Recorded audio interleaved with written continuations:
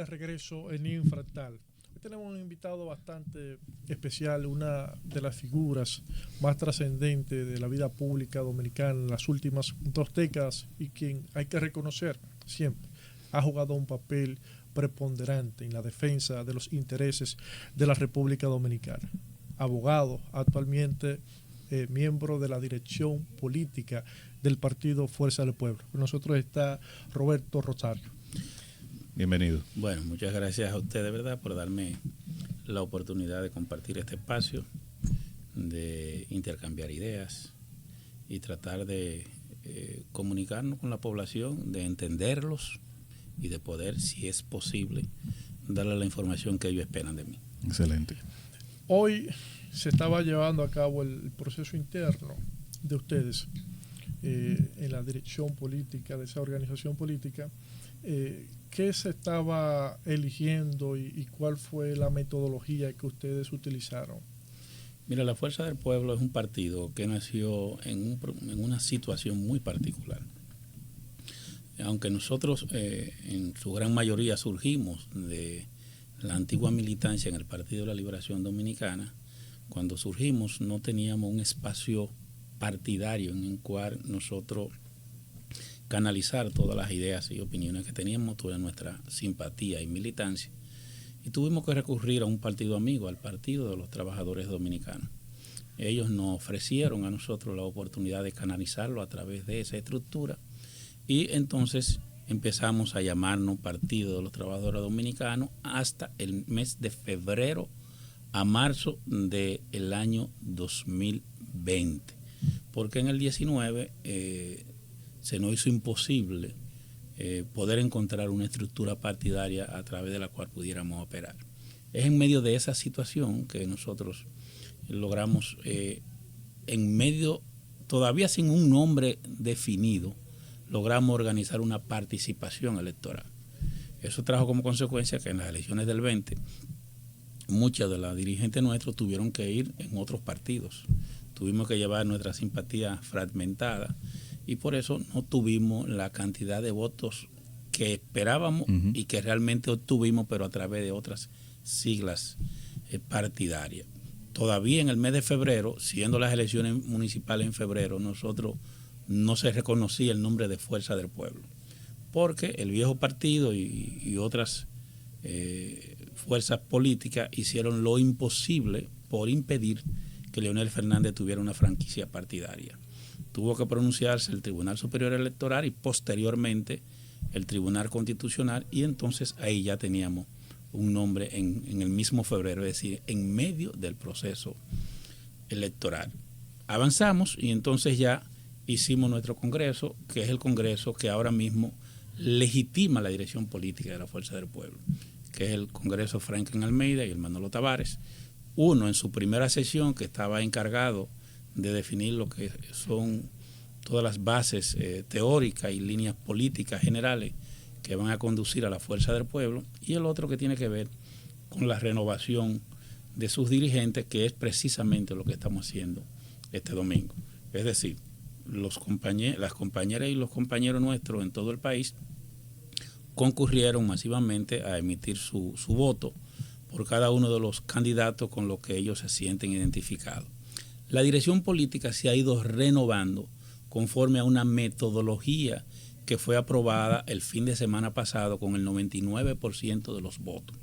Esa metodología establece características que deben identificar a un miembro de la dirección política. Hay personas que por la función pública que han desempeñado, por el rol político que han desempeñado, son miembros ipso facto de la dirección política. Por ejemplo, el presidente, los que han sido presidente y expresidente de la República. Yo no me imagino de que someter al expresidente Fernández. O los que han, o al ex vicepresidente Rafael Albuquerque. Exacto. Los que han sido presidentes de las altas cortes, gente que ha desarrollado una función particular, pues pasan a ser miembros. Okay. Eso se votó el fin de semana pasado. Entonces hay parte de la dirección, que son unos 12 compañeros que van a ser sometidos al escrutinio público.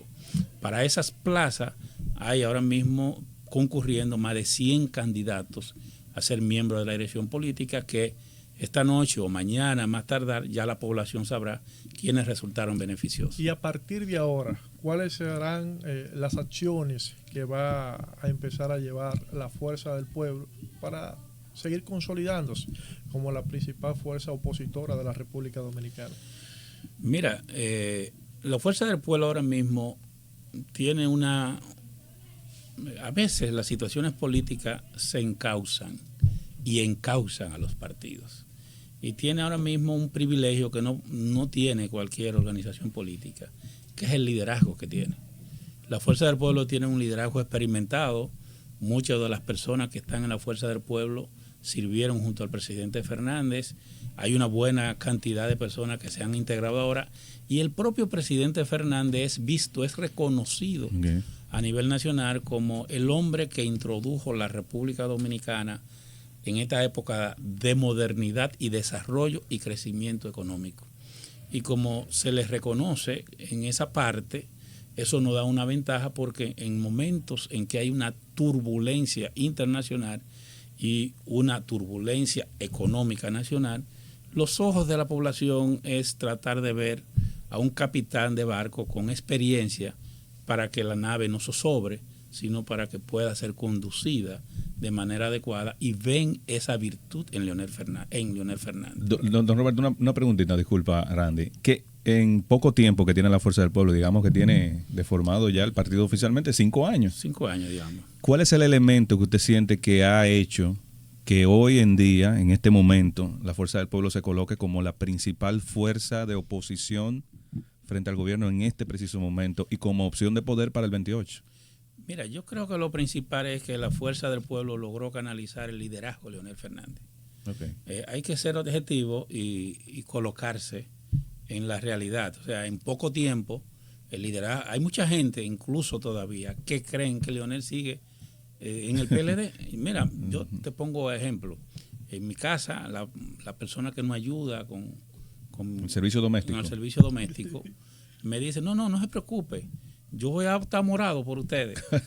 Hay que aclarar. Y yo tengo que aclararle, no señora, es verde. No, pero que yo voy a votar por Leonel, que voy a votar por el PLD. Yo tuve que explicarle que ya Leonel no está ahí, que Leonel está en la Fuerza del Pueblo. Wow. Y eso es más común de lo que ustedes imaginan. Cuando Balaguer dejó de ser presidente, fue a los muchos años que en muchas ciudades hubo gente que se enteró que ya Balaguer no era presidente y que no estaba en el Partido Reformista. Eso ocurrió con Leonel Fernández. Entonces, toda esa militancia, toda esa simpatía dispersa que tenía el presidente Fernández, ya nosotros en su gran mayoría la hemos ido canalizando, la hemos ido agrupando. Incluso en las últimas mediciones que hemos visto, ya la Fuerza del Pueblo no solamente está siendo vista como la principal fuerza política opositora, sino que incluso el liderazgo del presidente Fernández ya ha rebasado el 35% que teníamos previsto. Nosotros pensábamos que en este espacio íbamos a estar así. Sin embargo, en las últimas mediciones que hemos visto, ya el presidente en alguna aparece con un 37%, en otra incluso aparece con un 38% de aceptación y valoración de la población. Y eso está asociado no solamente a sus cualidades, a sus ejecutorias y a sus realizaciones como presidente, sino también que está muy asociado a la situación económica, social y política que está viviendo la República Dominicana. Don Roberto, usted decía que Leonel Fernández es la figura de la oposición indicada para navegar ese barco llamado de República Dominicana en medio de la coyuntura en la que estamos. Sin embargo, dentro de la propia Fuerza del Pueblo hay otra figura política que ha estado resonando bastante los últimos meses. Hablo de Omar Fernández. No existe la posibilidad de que Omar sea esa figura que termine representando a la Fuerza del Pueblo en las elecciones del 2028. Mira, cuando llegue el momento de elegir los candidatos de la Fuerza del Pueblo, nosotros decidiremos cuál es la persona que más conviene para que la Fuerza del Pueblo llegue a la dirección del Estado. Y el que reúna las condiciones lo será. Nosotros percibimos en este momento y es lo que escuchamos, es lo que nos dicen a los oídos la persona con la que nos encontramos, es que entienden que Leonel Fernández es la figura adecuada. Y eso, como es normal, es lo que nosotros debemos acoger, porque la idea es ir con lo que la gente piensa. Ahora bien, nosotros también tenemos que dirigir la población a lo más seguro, porque no podemos exponernos a lo que está ocurriendo hoy con el Partido Revolucionario Moderno. El pueblo dominicano no estaba preparado para un gobierno del PRM. El PRM no ganó las elecciones del 2020 porque la población estaba decidida a darle una oportunidad. Hubo dos razones fundamentales por las que el PRM ganó. La primera es la división del Partido de la Liberación Dominicana. Cuando el Partido de la Liberación Dominicana se divide, tenía una intención de votación de más del 57% de la población. O sea, Leonel Fernández ganaba en primera vuelta. Pero quienes controlaban el partido se le metió en la cabeza buscar, inventar e imponer una persona e hicieron lo que hicieron en las elecciones internas. Y el otro factor que incidió fueron las situaciones que se dieron en las elecciones municipales como consecuencia de un mal manejo en el tema electoral que condujo a las marchas y actividades que se desarrollaron en la Plaza de la Bandera. Para mí, esos fueron los elementos determinantes para sacar al PLD del poder. Ahora bien, para que me permita en ese adelante. Ahora bien, hay un tema que yo quiero dejar claro. Ese error que cometió la población, si se pudiera hacer así, porque la población pudo haberse decidido por Leonel Fernández, que fue candidato presidencial, pero entendió que no tenía la fuerza suficiente para ganar en ese momento y lo está pagando. ¿Por qué? Porque ha elegido un equipo de gobierno que carece de visión, de capacidad y de experiencia para la conducción del Estado. Para ponerte un ejemplo, los índices que tenemos ahora mismo, el índice de crecimiento ha decaído, el nivel de inflación ha aumentado y el gobierno lo que ha respondido diciendo que eso obedece a situaciones externas que no es real. El presupuesto que hoy estamos ejecutando, que el gobierno está ejecutando, se hizo con la valoración de que el dólar a esta altura iba a estar en un 85 dólares por un peso. Y ni siquiera estamos ahí, estamos en 64 a 65. Bueno, que ha aumentado la tasa del dólar, sí, pero no en el 85 que fue, 85 por uno. Que fue calculado el presupuesto. Y sin embargo tenemos un problema grave. Pero acabamos de descubrir que en la reformulación presupuestaria que está haciendo Magín Díaz en Hacienda y el gobierno, han descubierto que este gobierno entre septiembre del 2020 al 2023 cogió prestado una cantidad enorme de dinero que fue colocado con bonos soberanos. ¿Ustedes saben lo que hicieron? Agarraron ese dinero y lo colocaron en el Banco Central y en el Banco de Reserva. ¿Y qué ocurrió? Simplemente que estábamos pagando intereses sobre ese dinero que no estaba siendo utilizado. Y hoy la reformulación que se está haciendo presupuestaria es en base a ese dinero que duró 4 años almacenado ahí, haciendo no sé qué. Me imagino que alguien ganándose un porcentaje por tenerlo en esas instituciones financieras. Y además de eso, el otro dinero. ¿Saben de dónde va a salir el otro dinero? ¿De dónde? Del excedente presupuestario que no fue ejecutado en el periodo anterior. ¿Qué quiere decir excedente presupuestario? Excedente presupuestario quiere decir que, por ejemplo, a Obras Públicas, si le dan 25 mil millones, nada más ejecuta 20 y hay 5 que no lo ejecuta. ¿Sabe lo que eso quiere decir? Eso quiere decir incapacidad, inexperiencia, falta de visión y además de eso, deficiencia administrativa.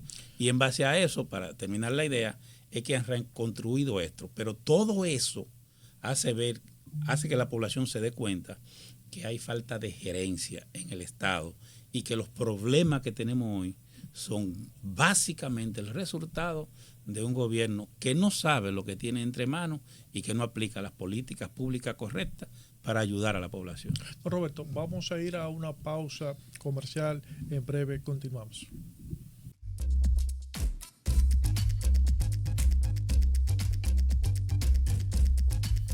Seguimos con Infractal en este domingo. Nuestro invitado especial, el doctor Roberto Rosario Márquez.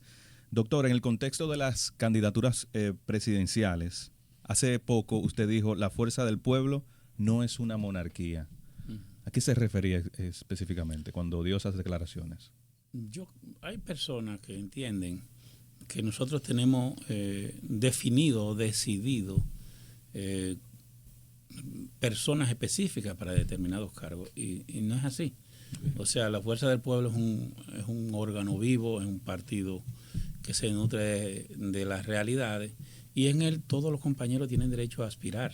Sí, cuando corresponde el momento para elegir los candidatos a alcalde, a senadores, a diputados, a regidores, a presidente y vicepresidente de la República, cualquier compañero desea aspirar a uno de esos cargos, se inscribirá y sacará la cantidad de competirá. votos que los compañeros del partido entiendan que corresponde darle. Y nosotros no tendremos ningún inconveniente, porque hay personas que maliciosamente quieren hacer ver que en la Fuerza del Pueblo se hace necesariamente lo que dice el presidente Fernández. Es evidente, el presidente Fernández es el líder de la Fuerza del Pueblo y es la persona de mayor peso. Pero el presidente Fernández se maneja de manera democrática y en la dirección política y en los órganos de decisión colegiados de la Fuerza del Pueblo, la idea de la mayoría es la que se impone y a veces no ha sido la de él. A veces la mayoría ha opinado en sentido contrario y así lo será en el tema electoral. Por tanto, ninguna candidatura está reservada para nadie. La candidatura tiene cada uno que ganársela. Y en el caso de la candidatura presidencial, nosotros, insisto, tenemos el privilegio que usted se mueve, por ejemplo, tú vas a un restaurante o tú vas caminando a los sitios donde la gente hace ejercicio y la gente te habla por Leonel. Porque mira, es un tema de referencia. Yo escucho a muchas personas que han tratado el tema de la juventud. Bien. Y lo usan a veces para cuestionar la idoneidad de la candidatura del presidente Fernández. Mira, si tú haces un recorrido a nivel mundial, la gente en estos momentos, como yo dije ahorita de turbulencia, están yendo a lo seguro. Fíjate quiénes fueron los candidatos en Estados Unidos. ¿Quién fue? Fue Trump y Biden. Y posteriormente viene Kamala por una coyuntura.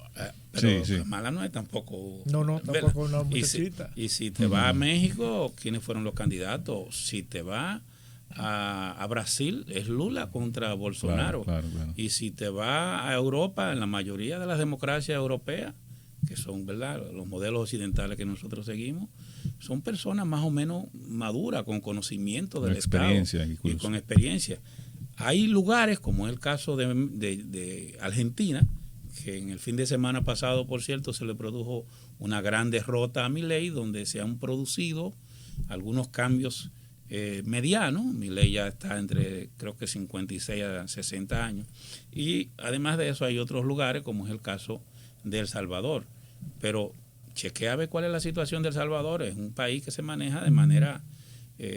yo diría, es un gobierno de fuerza, es un gobierno, yo no lo considero democrático, en mi humilde opinión. Milei se maneja casi como una monarquía. Milei se maneja... Bukele se maneja como que todo depende de él. Sí. Y en función de él. Es un dictador. Y eso no es lo que queremos nosotros. Es un dictador. Desde el punto de vista del concepto del liberalismo, es un dictador porque se ha puesto por encima de la ley. Y de todas las instituciones. Exactamente. Entonces, ese no es el modelo que se puede aplicar a República Dominicana.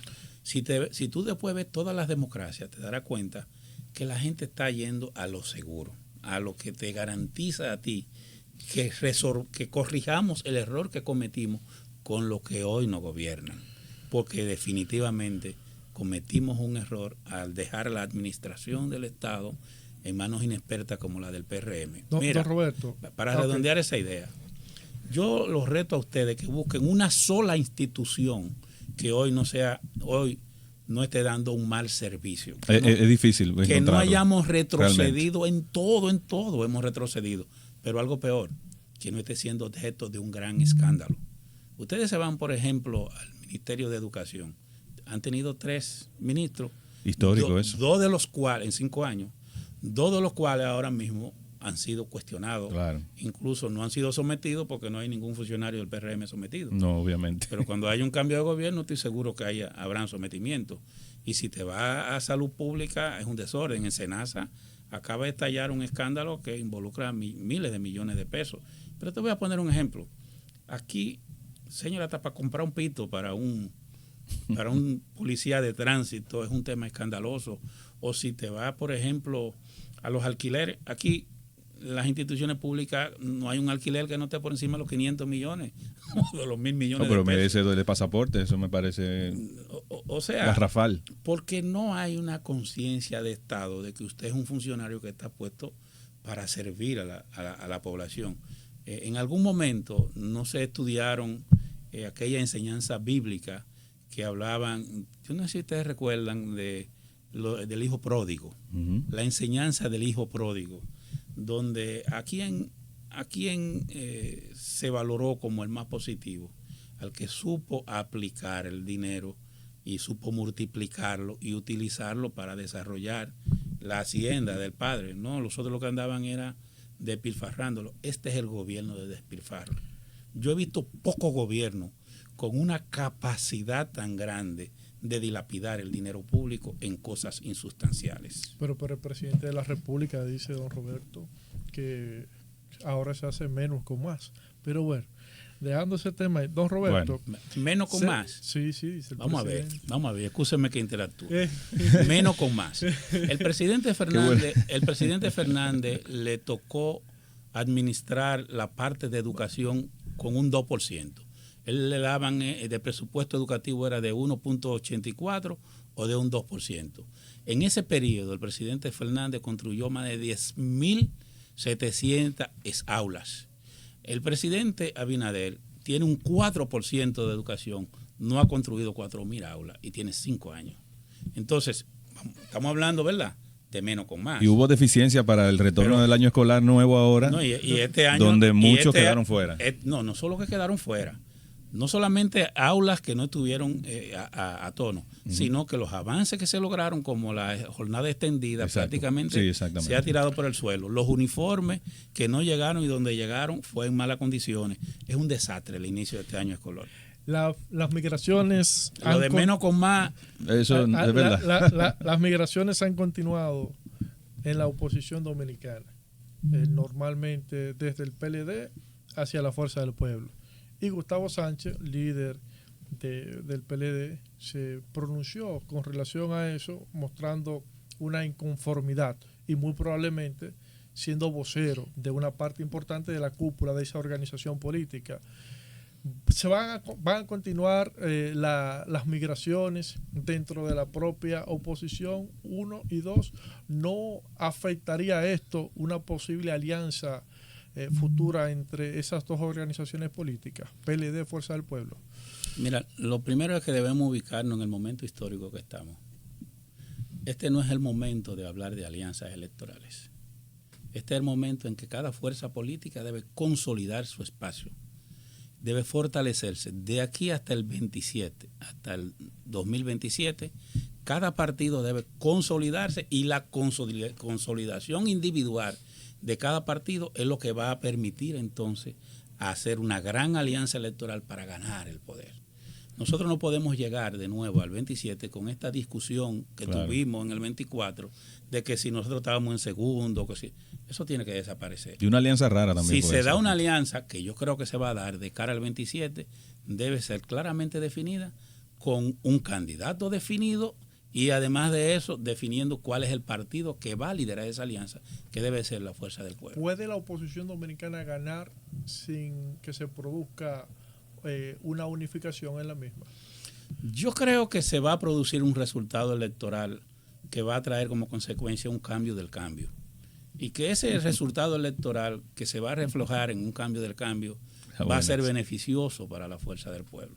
Obviamente, en ese camino nosotros tenemos que aceptar todo dominicano de buen corazón que quiera ser parte de este esfuerzo.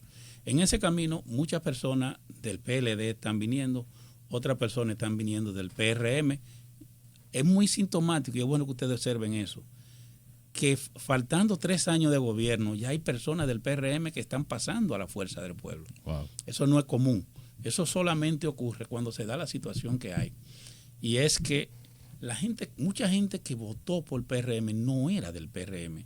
Se sintieron identificados por el cansancio de los gobiernos del PLD, por la ola de corrupción que había, que finalmente se ha puesto en evidencia, y una serie de descuidos que se produjeron en la atención a la ciudadanía, y como dije, los dos elementos anteriores que se dieron. Pero, si tú te pones a ver hoy, hay lo que se llama una desafección de la población de parte del gobierno porque no ha sido capaz de llenar las expectativas que él creó. La gente entendió, y así lo hizo saber su presidente, que en un gobierno del PRM se iba a resolver el problema migratorio. Hoy está peor que antes. La gente entendió que iba a haber más seguridad. No hay más seguridad. Hace apenas 10 días, la ministra de Interior y Policía reconoció que estábamos prácticamente fuera de control, con una serie de asesinatos y de hechos violentos que se produjeron. Señores, aquí tenemos problemas tan sencillos que no lo hemos resuelto como el suministro de agua potable. Aquí tenemos ausencia de agua potable aquí en los alrededores de la en el centro de la ciudad. En el centro de la ciudad. Aquí tenemos un problema de energía. Y no es, el tema de la energía no es pequeño. Porque no es solo la energía, no es que te da mucho calor, que de por sí te irrita. Es que si no hay energía, eso te va a generar un problema en la producción. Y los problemas de producción te van a generar una alza en los artículos de consumo, tanto de primera necesidad hasta como los propios artículos de vestir. Eso te va a producir a ti una crisis en cada una de las empresas y va a aumentar el desempleo. Es decir, no podemos ver el problema energético como algo aislado. Es parte de todo el sistema. O sea, la falta de energía incide en la totalidad de los procesos. Lo encarece y hace que la vida del ciudadano sea más difícil. Este gobierno, insisto, no ha resuelto lo de la energía. Y tú me dices, no lo has resuelto. Ningún gobierno lo resuelve. Mira, en eso hay que, porque a veces yo escucho que la gente dice, pero él fue presidente y no lo resolvió. Ningún presidente resuelve nada. Cada presidente resuelve la parte que le toca. Por ejemplo, hay que reconocer que los gobiernos del PLD dejaron suficiente generación de energía cuando salió Danilo Medina. Eso es verdad, eso es un mérito. Es una realidad, claro. No, ahora, el gobierno del PRM debió crear otras plantas de generación que no lo hizo. Se pusieron estos 5 años a estar inventando y no buscar solución al problema energético. Y eso no ha conducido a la situación que tenemos ahora. Eso va a llevar a que cuando volvamos nosotros estemos obligados a cumplir con una serie de necesidades. Por ejemplo, este gobierno logró 2 pactos por la energía.